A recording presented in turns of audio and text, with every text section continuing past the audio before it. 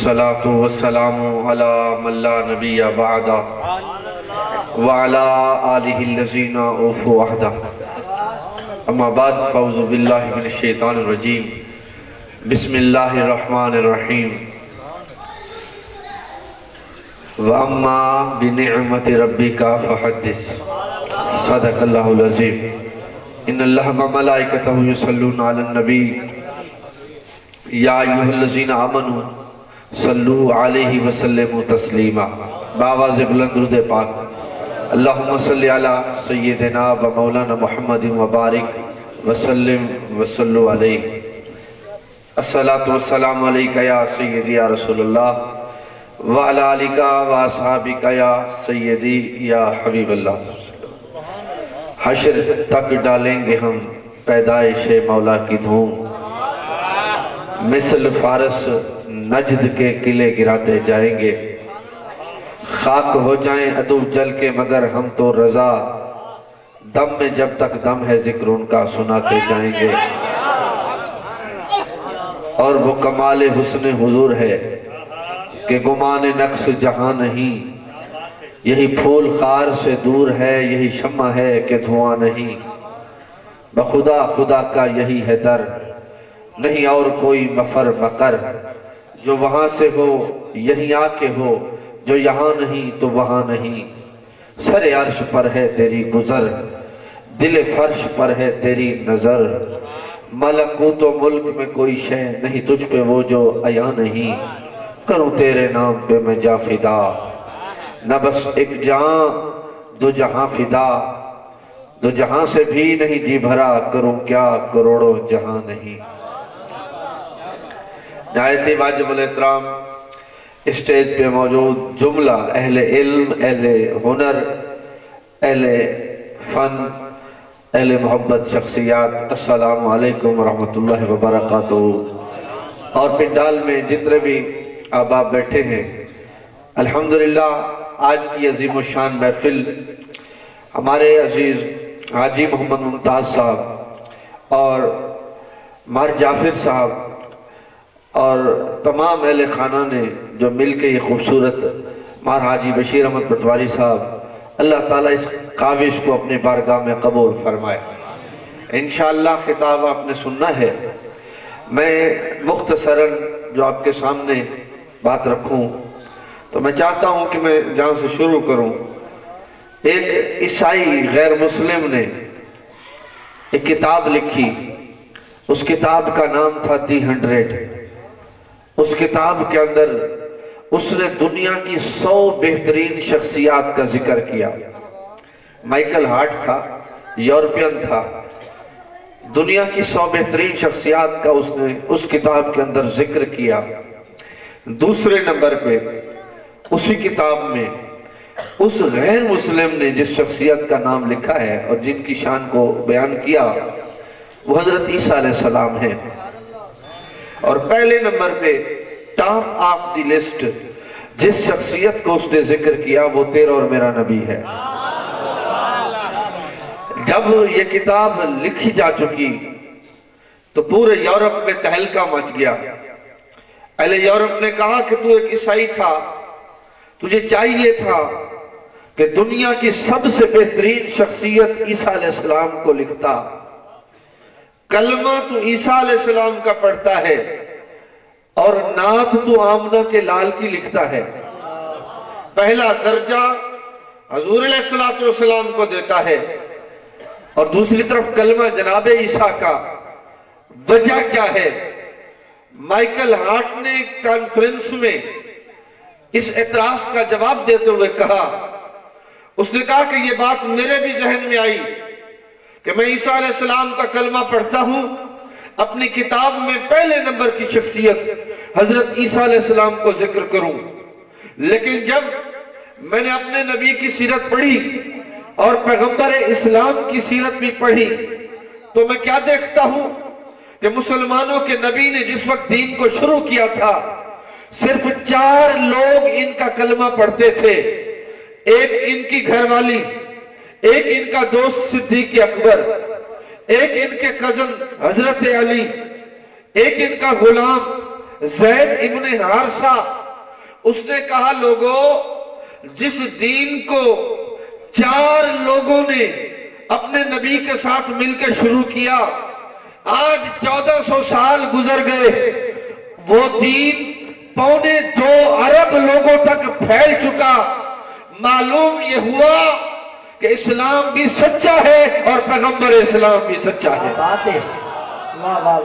توجہ کیجئے، بارک اللہ، اندازہ کیجئے، اس کی سوچ کی نوعیت کو سمجھئے۔ اس نے کہا کہ حالانکہ ہر کوئی انہیں دبانے والا تھا، اپنے پرائے ہو گئے، قبیلہ غیر ہو گیا، ابو لہب مخالف، ابو جہل مخالف، لیکن اس کے باوجود جتنا اس دین کو دبایا گیا اتنا یہ دین ابھرا اور پھیلا۔ اگر یہ لوگ معاذ اللہ جھوٹے ہوتے تو جھوٹ 14 صدیوں تک چھپ نہیں سکتا۔ اس دین کا یہ ترقی کر جانا اس بات کی گواہی ہے کہ نبی سچا ہے۔ توجہ کیجئے، اس غیر مسلم کے اندازہ کرنے کو بھی سلام، اور بات بھی یہی ہے۔ میرے نبی نے جس وقت دین کی تبلیغ شروع فرمائی تھی، سارے غیر ہو گئے تھے۔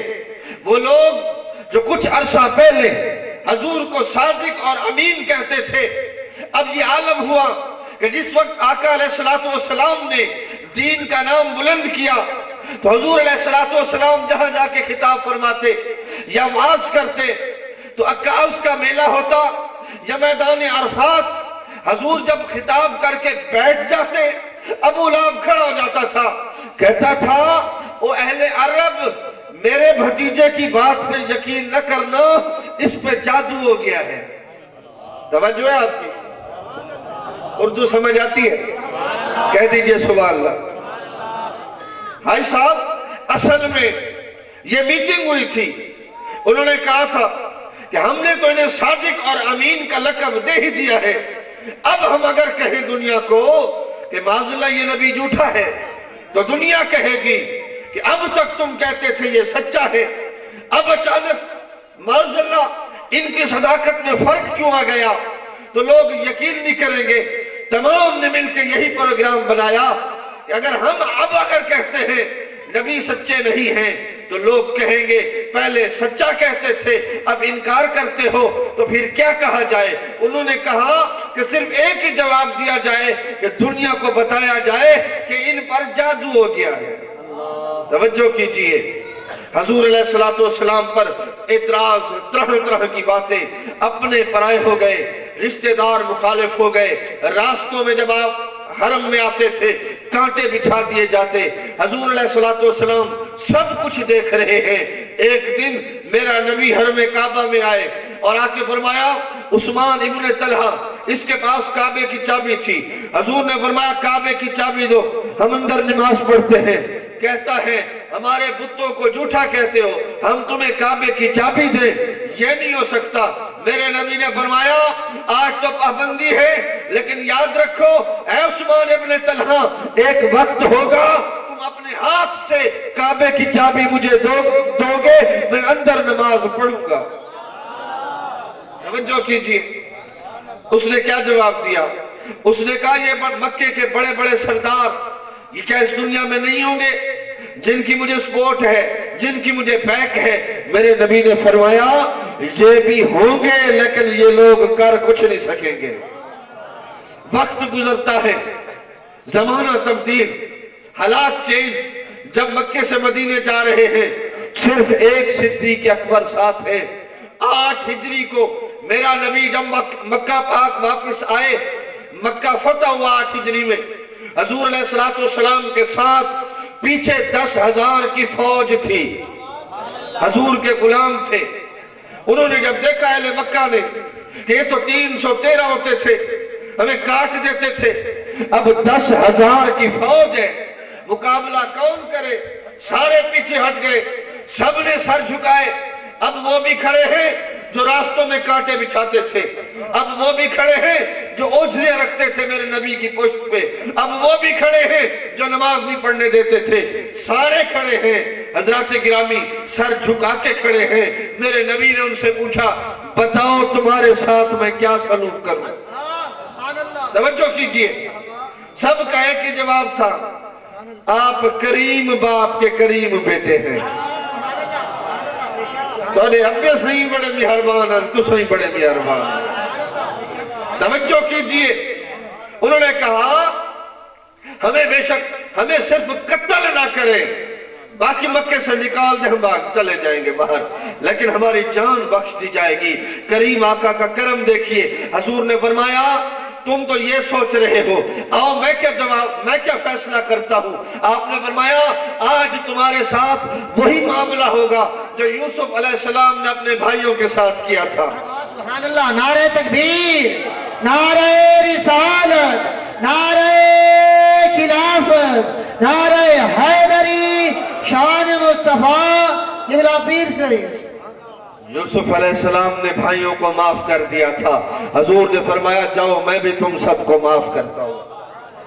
توجہ کیجئے, نماز کا ٹائم ہوا, اذان کا وقت ہوا. جب گئے تھے یہاں سے اذان نہیں دینے دیتے تھے. جمعہ سب سے پہلے مدینہ شریف میں جا کے ہوا ہے. ایک وہ دور, اب جب اسلام کو اللہ تعالیٰ نے عزت دی ہے, اذان کا وقت ہے. حضور نے فرمایا بلال کہاں ہے, میرے بلال کو بلاؤ. علامہ اقبال فرماتے ہیں کون بلال, عطائے دید سراپا نیاز تھی تیری, کسی کو دیکھتے رہنا نماز تھی تیری. ازل سے تیرے شوق کا ترانہ بنی, اور نماز تو فقط اس کی دید کا ایک بہانہ بنی. حضرت بلال کعبے کی چھت پہ چڑھے ہیں, اذان دے رہے ہیں. جب بلال کعبے کی چھت پہ چڑھے, کچھ کافر آپس میں چیمگویاں کر رہے تھے. کہہ رہے تھے دیکھو رنگ کا کالا ہے حبشی, اب یہ کعبے کی چھت پہ چڑھ گیا. لیکن میرے نبی نے یہی نسلی فخر مٹانا تھا, دنیا کو بتانا تھا. اور دنیا والوں عزت نام سے نہیں ہے, عزت پیسے سے نہیں ہے, عزت دنیاوی جہ سے نہیں ہے. عزت اسے ملے گی جو میری محبت دل میں رکھتا ہے. آج کعبہ بھی بلال کے قدموں کے نیچے ہے. حضور نے فرمایا عثمان بن طلحہ کعبے کی چابی دے. توجہ کیجئے, اب جرت ہو تو روکے. چابی دی, حضور اندر گئے, کعبہ بتوں سے پاک ہوا. سرکار واپس آئے, عثمان کانپ رہا ہے. میرے نبی نے فرمایا عثمان نہ گھبرا, یہ لے چابی کل بھی تیرے پاس تھی, چابی کعبے کی قیامت تک تیری نسلوں میں رہے گی. توجہ کیجئے, پھر انہوں نے کیوں نہیں پڑھنا تھا میرے نبی کا کلمہ. عثمان بن طلحہ کلمہ پڑھ کے مسلمان ہو گیا. عرب کا ایک سردار ہے, اس کا نام سمامہ ہے. ساری زندگی حضور علیہ السلام کی مخالفت کرتا رہا. مدینے میں صحابہ نے اسے پکڑ لیا, آ کے مسجد نبی میں باندھ دیا گیا سمامہ کو. یا رسول اللہ عرب سردار سمامہ جو آپ کا مخالف تھا, ہم نے اسے پکڑ لیا ہے, گرفتار ہے, کریم آقا آئیں اور فیصلہ فرمائیں. حضور جب آنے لگے مسجد نبی میں تو سمامہ نے دیکھا پیغمبر اسلام آ رہے ہیں. اب کر تو کچھ نہیں سکتا ہے تو مخالف, لیکن اب مجبور ہے. تو حسد بغض تو دل میں تھا نا, اب بندھا بیٹھا رسیوں میں, اور تو کچھ نہ کر سکا. حضور علیہ السلام کی مخالفت اور بغض جو آپ اس کے دل میں تھا آپ کا, اس بغض کے وجہ سے آنکھیں بند کر لی. توجہ ہے, آنکھیں بند کر لی. حضور آئے, فرمایا سمامہ ساری زندگی مخالفت کی ہے, اب دیکھ تو میرے قبضے میں ہے اور میں تیرے سامنے ہوں, بتا تیرے ساتھ کیا سلوک کرو. میرے نبی نے جس وقت یہ بات پوچھی تو اس نے کہا میرے ساتھ جو بھی سلوک کرو, لیکن میں تو تمہیں دیکھنا بھی پسند نہیں کرتا. معاذ اللہ, استغفر اللہ. توجہ کیجئے, بڑی گستاخی. حضور علیہ السلام نے یہ بات سنی. حضرت عمر ساتھ کھڑے تھے, آپ ایسے تلوار کے قبضے پہ آپ نے ہاتھ رکھا, تلوار باہر نکالی کہ اس کی گردن اڑاؤں, لیکن جب سر اٹھا کے دیکھا تو نبی مسکرا رہے تھے. توجہ کیجئے, کوئی ہے دنیا میں ایسا سردار کہ جس کے فیس پر, منہ پر کوئی آ کے بات کرے اور وہ تحمل سے سن لے, یہ شان میرے نبی کا ہے۔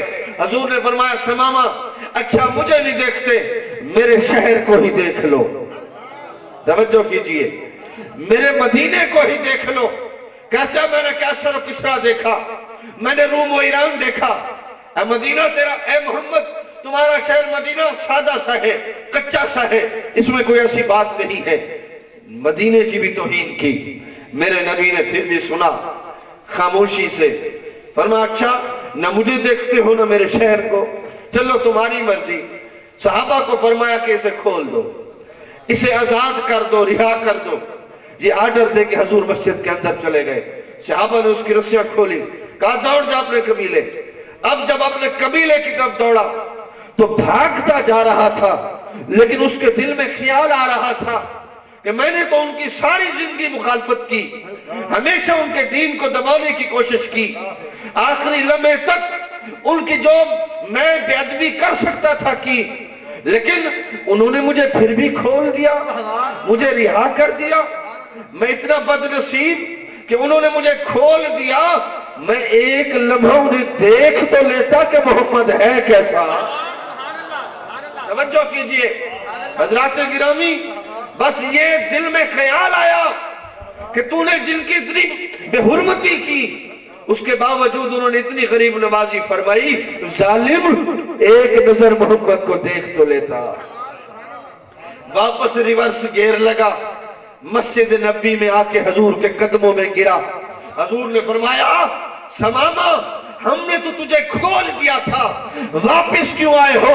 کہتا ہے کریم اپنا دیوانہ بنا کے اب کہتے ہو بدلوں کو چلا جاؤں؟ نا نا، اب جو بھی زندگی گزرے گی محمد تیرے قدموں میں گزرے گی۔ سبحان اللہ، نعرہ تکبیر، نعرہ رسالت، نعرہ خلافت، نعرہ حیدری، شان مصطفیٰ قبلہ پیر سے۔ آخری بات ماشاءاللہ حضرات گرامی اندازہ کیجئے، سبحان اللہ، یہ سرکار کی بارگاہ، اس بارگاہ کو تو غیر بھی مان گئے ہیں۔ عروہ بن مسعود کو جب کافروں نے بھیجا کہ جاؤ حدیبیہ پہ جا کے مسلمانوں کے نبی کی بارگاہ کو دیکھو وہ کیسے ہے، عروہ بن مسعود آئے، حضور علیہ السلام بیٹھے تھے، صحابہ پیچھے کھڑے ہیں ہاتھ باندھ کے۔ عروہ نے سارا کچھ دیکھا، حضور کی بارگاہ کی عزت، ادب، حضور علیہ السلام کی محبت جو صحابہ کے دلوں میں تھی، وہ ساری دیکھ کے گئے کفار مکہ کو کہا اے قریش میری تو صلاح یہ ہے کہ تم مسلمانوں کے نبی سے جنگ کا ارادہ چھوڑ دو۔ توجہ کیجئے، کفار نے کہا کہ کیوں چھوڑے، ہمارے پاس طاقت ہے، پیسہ ہے، تلواریں ہیں، فوج ہے، سب کچھ ہے، ہم کیوں نہ لڑیں ان سے۔ اس نے کہا میں پھر بھی کہتا ہوں بعد آ جاؤ، پیغمبر اسلام سے لڑائی نہ کرو، سوچو بھی نہ، بھئی تو کیا دیکھ کے آیا ہے؟ اس نے کہا کہ ابھی دیکھ کے آ رہا ہوں مسلمانوں کے نبی کی بارگاہ کی عزت اور شان۔ میں نے بڑے بڑے بادشاہوں کو دیکھا ہے، میں نے کیسر و کسرا کو دیکھا ہے، لیکن وہ عزت، وہ شان، وہ محبت و پروٹوکول جو مسلمانوں کے نبی کا ہے میں نے کہیں نہیں دیکھا۔ توجہ کیجئے، انہوں نے پوچھا تو نے کیا دیکھا؟ کہتا ہے کہ میں دیکھ کے آ رہا ہوں جس وقت پیغمبر اسلام اپنا لعاب مبارک، لعاب دہن مبارک، تھوک مبارک باہر پھینکتے ہیں، حضور علیہ السلام کا لعاب آپ کے چاہنے والے، آپ کے غلام، آپ کے صحابہ زمین پہ نہیں گرنے دیتے، ہاتھوں پہ رکھ لیتے ہیں۔ اس نے کہا جو قوم اپنے نبی کا لعاب زمین پہ نہیں گرنے دیتی، وہ قوم کسی جنگ میں اپنے نبی کا خون زمین پہ گرنے دے گی؟ لہٰذا میری مشورہ یہ ہے ان سے لڑنے کا ارادہ چھوڑ دو، تم کبھی بھی محمد اور ان کے ساتھیوں سے جیت نہیں سکتے صلی اللہ علیہ وآلہ وسلم۔ اور اس نے کہا کہ میں نے دوسرا منظر دیکھا کہ جس وقت پیغمبر اسلام وضو کر لیتے ہیں تو ان کا جو وضو کا پانی بچتا ہے، صحابہ اس پانی کو حاصل کرنے کے لیے آپس میں لڑتے ہیں۔ اندازہ تو کیجئے وہ کیسی بارگاہ ہوگی، وہ کیا منظر ہوگا کہ سرکار سامنے ہوں گے اور صحابہ پروانہ وار ان پہ جانیں نثار کر رہے ہوں گے۔ اسی لیے فرمایا کہ حسن یوسف پہ کٹی مصر میں انگشتے زنان سر کٹاتے ہیں تیرے نام پہ مردان عرب. توجہ کیجئے ماشاءاللہ الطاف بھائی، اندازہ کیجئے بڑے حسین ہیں اس دنیا میں. یوسف علیہ السلام بھی بڑے حسین، لیکن میں نے مانا کہ حسن میں یوسف زمانے سے سوا ٹھہرے، پر محمد کے مقابل میں کوئی کیسے بھلا ٹھہرے. وہ تقابل حضرت یوسف کا کیسے ختم مرسل سے، وہ محبوب زلیخا تھے، یہ محبوب خدا ٹھہرے. جو آخری بات کرنی ہے اللہ سلامت رکھے وہ یہ کہ حضرت زید ابن حارثہ صحابی رسول ہے. ان کا نام قرآن میں ہے سورہ احزاب میں. یہ بچپن میں اغوا ہو گئے تھے. یمن سے انہیں کسی نے اغوا کیا، جا کے عکاظ کے میلے میں بیچ دیا. وہاں سے جا کے انہیں خریدا گیا. حکیم ابن حزام نے انہیں خریدا اور آ کے یہ حضرت بی بی ام المومنین سیدہ خدیجہ پاک کے رشتہ دار ہیں. انہوں نے آ کے حضرت زید حضور کی بارگاہ میں پیش کر دیے، بی بی پاک کی بارگاہ میں پیش کر دیے. زید حضرت بی بی پاک کی بارگاہ میں بچے تھے، خدمت میں آ گئے. بی بی صاحبہ کا جب نکاح حضور علیہ السلام سے ہوا تو بی بی صاحبہ نے حضرت زید نبی پاک کی بارگاہ میں پیش کر دیے. زید اب حضور کے گھر میں ہے، خدمت کر رہے ہیں. وقت بھی گزر چکا کافی عرصے کے بعد. ادھر یمن میں زید کے والدین کو خبر ہوئی کہ ہمارا بچہ جو بچپن میں گم ہو گیا تھا اس وقت مکے میں پیغمبر اسلام کے گھر میں ہے. وہ آگئے حضور کے پاس، یا رسول اللہ یہ زید ہے، یہ ہمارا بیٹا ہے، اسے کسی نے بچپن میں اغوا کر لیا تھا. مہربانی فرمائے بکتا بکتا آپ تک آیا ہے، یہ ہمارا بیٹا ہمیں واپس کیا جائے. حضور علیہ السلام نے حضرت زید کی طرف دیکھ کے ان کے والدین کو فرمایا یہ زید بیٹھا ہے، اگر تمہارے ساتھ جانا چاہے تو مجھے اعتراض نہیں ہے. یہ تاریخ ہے. حضور نے فرمایا تمہارے ساتھ جانا چاہے ہمیں کوئی اعتراض نہیں. والدین نے کہا چلو بیٹا اپنے ملک یمن چلیں. زید رو پڑے، کہتے والدین آپ کی زیارت کر لی ہے، میرے لیے کافی ہے. میری خواہش درخواست یہ ہے مجھے یہی چھوڑ دو، تم لوگ یمن چلے جاؤ. انہوں نے کہا بیٹا یہاں پہ غلامی ہے، یمن میں آزادی ہے، ہمارے ساتھ چلو. زید رو کے کہتے ہیں والدین جو مزہ محمد کی غلامی میں ملا ہے وہ تو آزادی میں بھی نہیں ہے. سبحان اللہ. نعرہ تکبیر، نعرہ رسالت، نعرہ خلافت، نعرہ حیدری، شان مصطفیٰ کی برابر سے. یہ تو غلامی کا مزہ ہے، اور جو غلامی کرتے ہیں ان کا مقام بڑا عظیم ہوتا ہے. اللہ اس غلامی کی توفیق دے. حضور کے غلاموں کا یہ شان ہے کہ غوث اعظم کے پاس عورت آئی، کہتی ہے پیر سہی گھر دے وچ برکت کوئی نہیں، یہی والے پیر کو مہربانی کرو کوئی تویز کوئی دعا. آپ نے لکھت دیتے عمل فرمایا چاون. پہلے آپ نے فرمایا کہ سچائی ودی ہے یاری والے پیر دی گال ہے. خالد سون تھاکے وی چلو انشاءاللہ عمل کری رسے. اللہ حاضری قبول فرمائے. مہربانی جزاک اللہ. اچھا مہربانی. غوث پاک میں نے کہا حضور کے غلاموں کا شان کیا ہے.